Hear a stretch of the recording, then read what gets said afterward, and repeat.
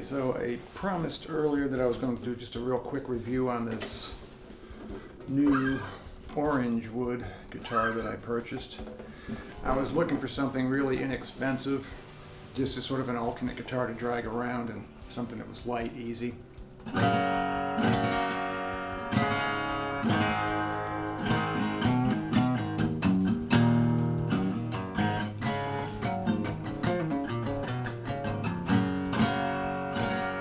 And this was the one I got. So I like it a lot. I'll tell you the things I like about it, and I'll tell you the things I don't like about it. Because for $265, that's crazy how good it is for that kind of money. So let's go over it. So the things I like about it are the sound. It's got a really nice, bright, full sound. I like that kind of sound. I mean, different people like different types of sound. They want something more mellow, more subdued. And this is they call this the Mahogany. It's got electronics in it. I don't know if you can see it from there. There's a little volume knob right here, which is, I don't know, not the greatest place for it, but I don't really mess with that too much. I usually have a volume pedal or something that I'll use. So once you set that, it's pretty well set, unless you had to change it for a venue for some reason, in which case I'd put a sound hole cover in it, right? It's very lightweight. I mean, you know, compared to my Taylor over here, which is substantially bigger and heavier, and it's a mahogany laminate for the fascia. It's got the trim on it, you know, the inlay and the binding on it is just flawless. I mean, and you know, the grain of the wood and everything else, just the finish on this is just crazy good. Now these are designed in California, but they're assembled, like they do the build, the general build in China, as you might suspect.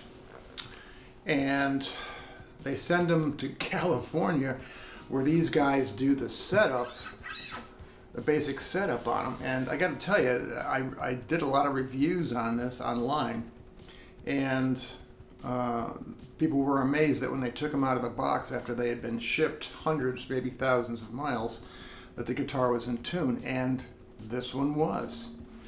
Now the action on it is good. I think I might give it a quarter turn. The neck is very straight, it's straight as can be, but I want to bring it down just a tad. But the intonation is good. It's fine. And it plays well. I have no complaints about that. The finish along the frets is good. It's not great, but it's good. I'm probably going to take some real fine paper and just touch up this. I have a polishing kit for the frets. I'll probably just polish them a little bit more. I just haven't gotten around to it yet.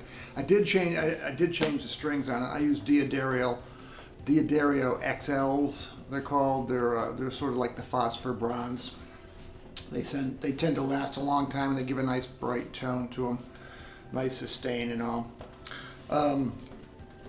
What else do I like about this?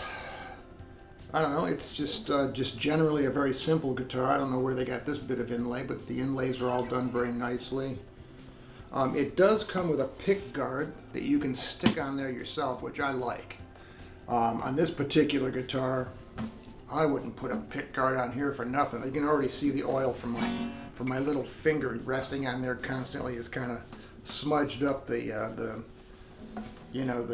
what would you call it? The very flat kind of finish. It's not a high gloss finish. It holds up really well against bumps and nicks so far. I've bumped it a couple times and no issues.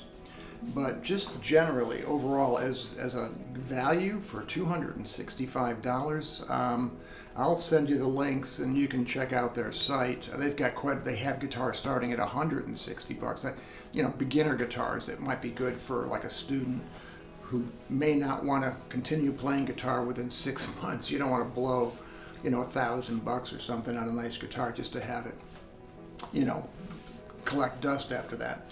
Now, about the things I'm not so keen on, I will tell you, this is really funny, but on the bridge here, on both sides here, it's pretty sharp. Like I think they could have just, and I think I will, I'll probably take a little file and just knock the corner. It's a very sharp corner.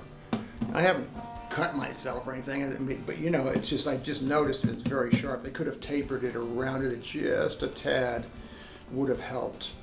So I'm not crazy about that. They could have put a better bridge piece in, but they're cutting corners in different places to get this thing down to a certain price, so you shouldn't expect a whole lot. The main thing I do not like are the tuning heads, and this is where they'll usually cut quite a bit of cost. So I'm going to ditch those. Next time I change the strings on this, I've got some over here. I'll put a link into them. I have some locking tuning pegs that I'm going to put on here. These are just some kind of generic, who knows, but I notice when I tune it, a lot of times you get that chink, you know, you're trying to tune up and it goes past where it's supposed to go, then you got to bring it down.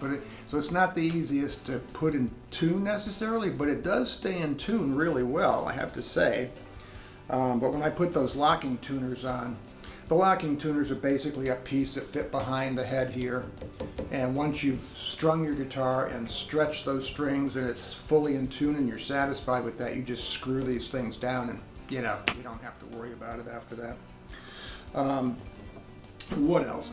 It's very overbuilt on the inside. I can tell by looking at it. I did see a video where this guy cuts guitars open so you can see how they're built inside. He buys them just for the purpose of cutting them in half and so you can see the guts.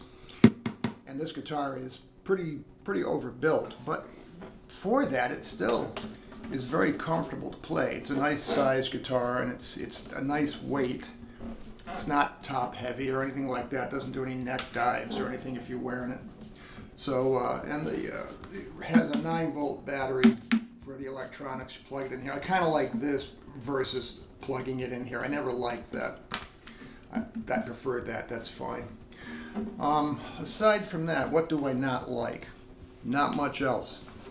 I like this guitar a lot. So I'll leave information, a link to their site and the locking tuning heads that you should swap this out with, because these are pretty crappy. The ones I bought are all black, so I like this dark color that goes with the mahogany, but I got the black machine heads for that too. Other than that, just pick one up, man. For $265. Oh, and it came with a great gig bag, a really nice gig bag. I don't have it here. I should pull it out. Maybe I'll just post a picture with this. I'll put a picture up of it along with the video. The gig bag was real nice. I was expecting something really cheap, and it came inside the gig bag. The guitar was wrapped. As I said, I took it out of the gig bag, picked it up. I think the E string was off a little bit, but for the most part, it was in tune. So there you go. Orangewood guitars, the Morgan Mahogany. Pick one up.